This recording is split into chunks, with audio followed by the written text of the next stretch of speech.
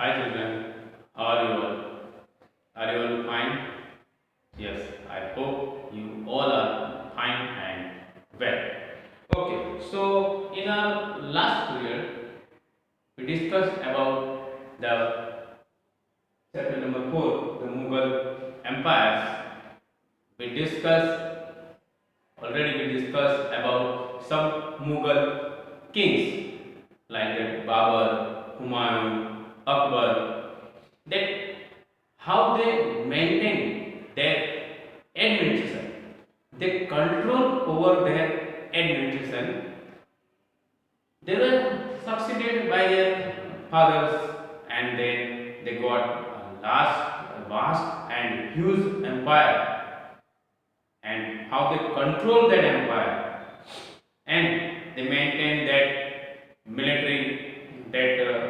military administration, their court administration, and how they maintain the control over that all kingdoms, and they capture many places, they won many places in India, and they all that things they spread their vast and huge empire in India that we already discussed in last period. So already we discussed that first six that Mughal empires were there, that emperors, they were well known and very powerful. They spread their, we can say that the kingdom in all over the part of India, and they got means lot many wealth. They got many wealth from the all that places they won, and we learn about now that next king Jahangir. Jahangir is one of the best of Mughal kings, and his time period was there 1605 to 1625. So we'll see about Jahangir. Prince Nuruddin Muhammad Salim, he ascended throne, and he came in power as a king. That Jahangir, after his father's death, he got the title of king and came into power. He continued many upon king, and he continued his father's policy. That military sources and administration, he got vast and huge empire from his father, and he continued his father's policy. He maintained friendly relationship with the Rajputs that you know well. Then he also married with the Rajput that princess, and he maintained friendly relationship with Rajputs. He gave importance to the Rajputs, and he gave very important and valuable post to the Rajputs in his court. Means, in short, that he gave valuable post to many Rajputs in his kingdom, and he was known for his justice bed, that bed of justice. You can see that he was known for the bed of justice. There was a bed in his kingdom. When anyone ring the bell, anyone was in any difficulty, he or she can ring the bell, and he or she can directly meet to the administration, and that king can solve his or her problem. So he was known specially for his justice. Anyone having any complaint about anyone, they can also ring the bell, and he or she can directly meet with the king. He was a patron of paintings and art. Jahangir's empire was there. A large empire he got from his father Akbar, and he consolidated and expanded his father's huge empire.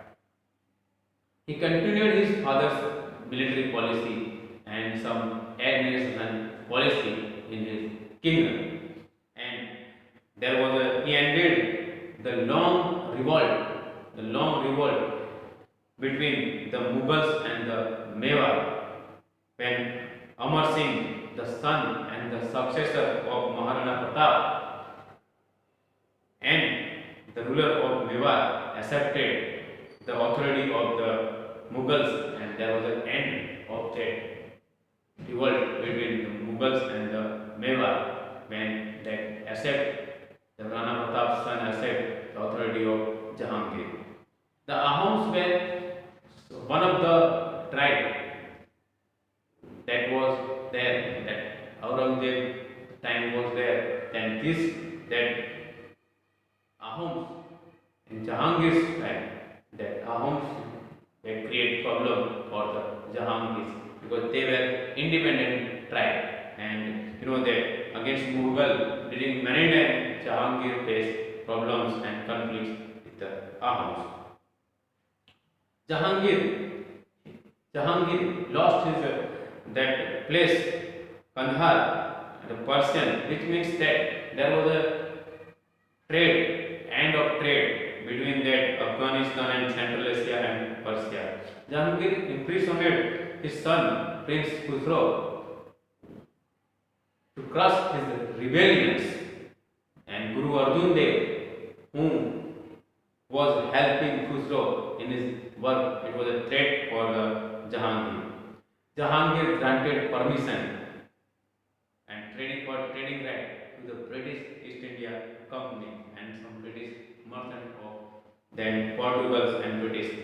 The British East India Company came in power in 1600. So that British East India Company got permission from Jahangir for trade, and Sir Thomas Roy, that you know well, that Roy, the envoy of the British King James I, who came in India, and he took permission from Jahangir for trade in India, and he got permission from Jahangir and started trade in India.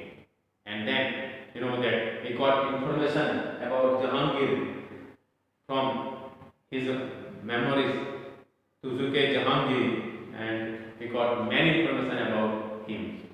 Noor Jahan is there. Mehrunisa, the Iranian widow, was known as the Noor Jahan, and the title is she got. Soon after her marriage to Jahangir, she was extremely influential in the and had a say in court. There was a silver coin. Jahangir issued silver coins, which was one side Jahangir's image and some writings, and other side that Noor Jahan's image and writing. And Noor Jahan retired from public life after her husband's death. Then it was the end of that Jahangir's, and after Jahangir, Shah Jahan came into power. That Shah Jahan 1628 to 1658. He was a great king. You can call him the engineer king. Shah Jahan we can remember as engineer king because he built many monuments and many useful buildings. So during this time, Shah Jahan's time, it was the golden period of Mughal age, and it was called. He was also known as engineer king because he built lot many things like the famous Taj Mahal. After Jahangir's death, his son Prince Khurram came into power as Shah Jahan, and he had to face lot many troubles like his father. And Shah Jahan's death, he faced many problems with the courtiers and in administration. Shah Jahan's empire stretched from Sindh in the west and Sylhet in the Bengal. It was a huge empire. His father consolidated this large empire and control over the large territories. And in Deccan region, he conquered lot many places. While Ahmednagar, during his fight, that while in Deccan regions, Ahmednagar, while Bijapur and Golconda accepted his authority and they came under his authority.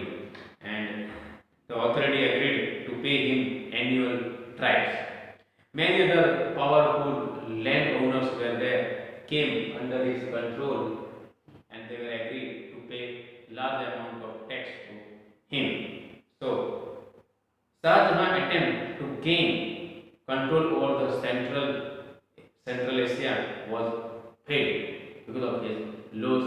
That problem was there in administration. So his that certain gain to control over the Asia was failed. He also failed to recover Kandahar from the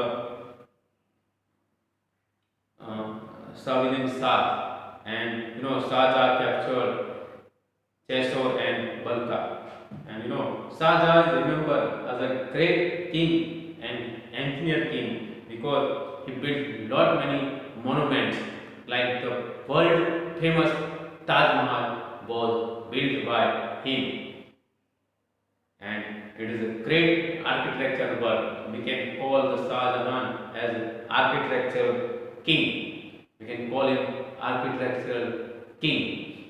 Then well that the king Shah Jahan built many other monuments, some buildings for schools, roads, canals, and many work he had done.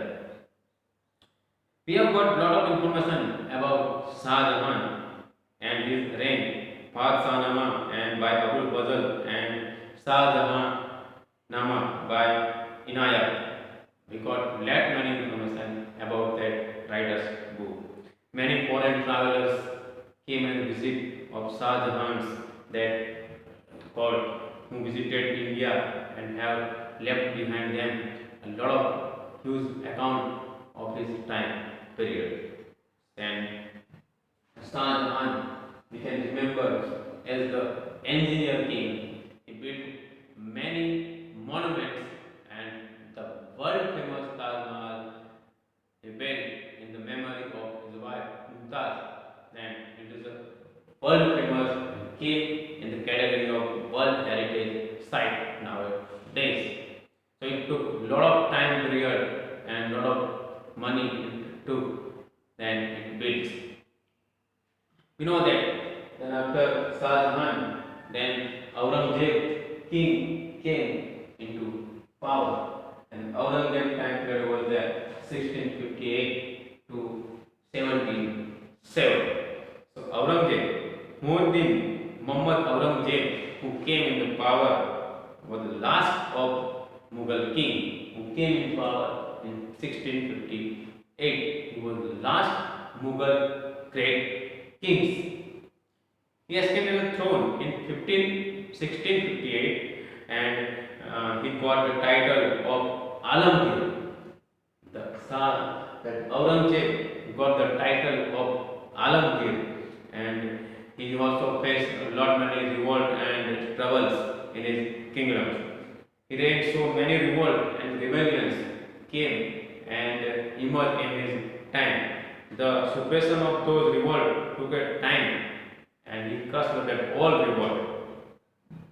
In North India, Aurangzeb increased the land tax, which was created in revolt with the judges, and judge people revolt happened because he increased the tax. The longest and toughest struggle of Aurangzeb was with the Shivaji and the Maratha. It was the longest and toughest struggle with him. The struggle kept him in Deccan for a long period of time.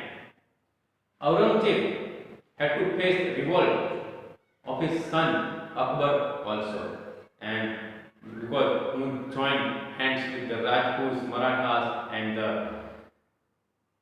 Deccan Sultans. Aurangzeb sent an army against the Deccan, and Sultan and Ahmadnagar, Bijapur, Golconda, they came and captured Bijapur also.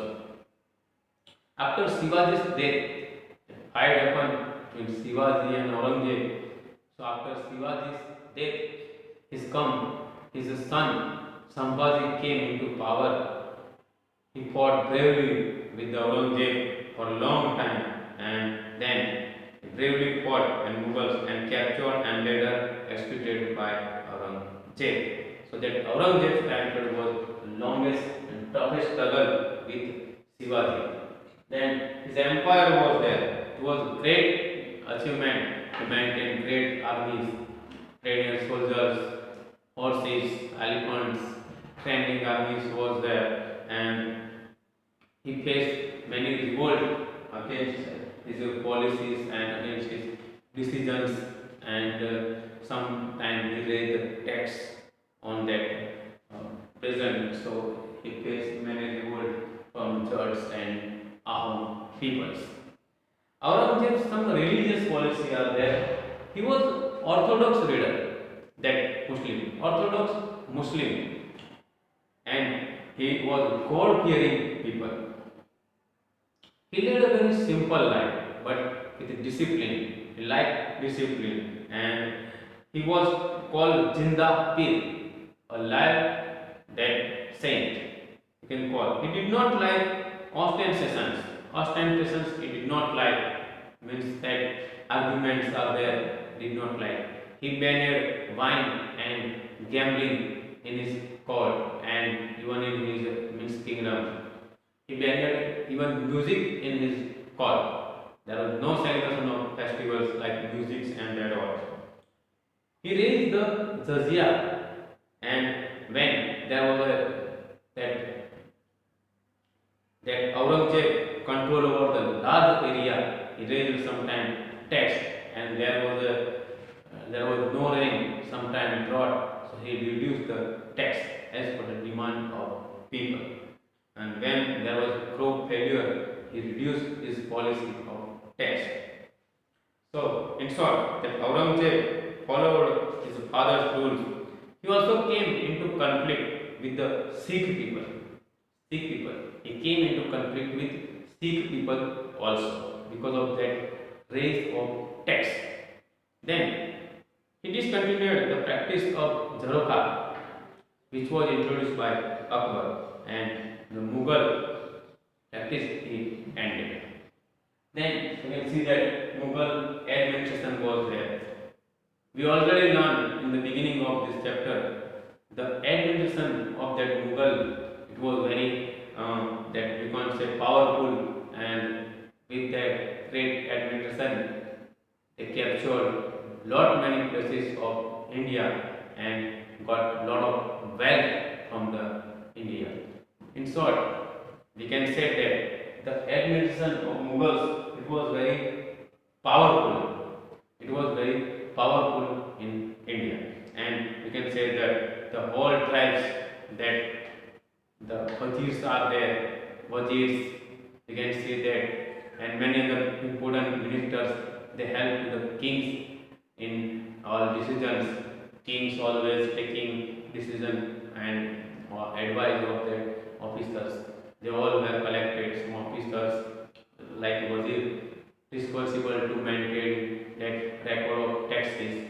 Some military officers are there. Some officers maintain the laws and discipline of court. Some officers are there. He appointed to take care of that special events and ceremonies and that collection of taxes. That zamindar and villages they divided in paraganas. Then subhas were there.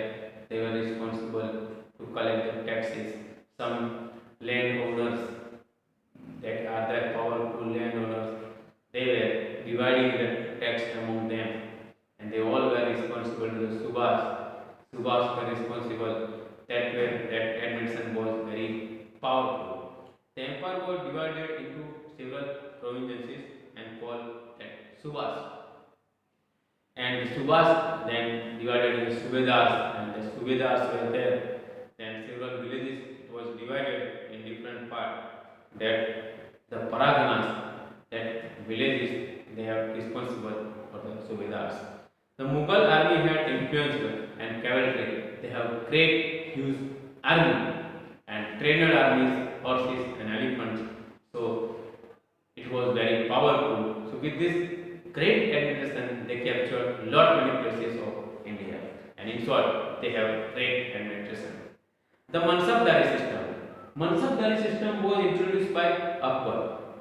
Mansabdar, the term Mansabdar means military that rank. We can say that the position of military given Mansabdar. The Mansabdar are the person who hold that Mansab. It was regarding the system and it was introduced by Akbar. Mansabdar rank depend upon that judge and the Sawar. Judge decided the rank of Mansabdar and Sawar determined the number of horses it contained. The Mansabdar had to bring their cavalries and know that cavalrymen from the reviews and their horses branded that was Chehra and that Dar. Mansabdar could be used the emperor whenever required. And under Mughals, various Mansabdars, diverse groups such as that Turens and Turkish, they helped means that emperor in many times. Revenue administration, that land was the main income of source. So that revenue system of Mughals, it was very powerful in all kingdom.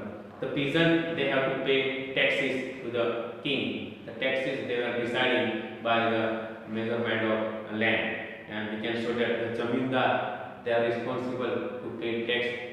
They were appointing zamindar appointed by the Mughal kings to take tax from the peasants. The land revenue system was there. Akbar was framed by Raja Todarmal. Akbar's land revenue system, it was introduced by Raja Todarmal, the revenue minister, and this system was largely that based on Sher Shah Suri's land revenue system.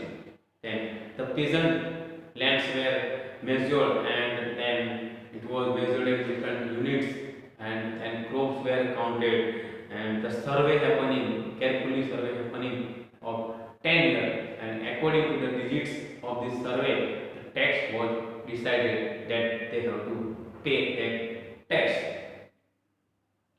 We can then what states say that fixed price of that tax, and the circles, they were divided in revenue circles. The revenue officers collect that taxes, they divided Subedar, then that Zamindars are there, they all collecting tax, and Khalsa lands were held over and it was directly managed by the state directly, and some Khalsa land were there, it was directly managed by the state, and we can say directly they managed it. The Zamindar were the semi-independent officers who holding the authority and responsible for collecting the revenue, and the zamindar with the help of village officers, he or they collect some taxes from the peasants and they were responsible to the king. In short, the revenue administration, it was very powerful and they were responsible to the directly to the king, the subedars, and then that some important officers, they were responsible to collecting some tax, and the revenue system of Mughal was very powerful. We learn many things about Jahangir, Shah Jahan, Aurangzeb, and some Aurangzeb policies, then Mughal administration, how they were maintaining Mansabdar system, which is, and the revenue administration of Mughal. I hope you understand this chapter.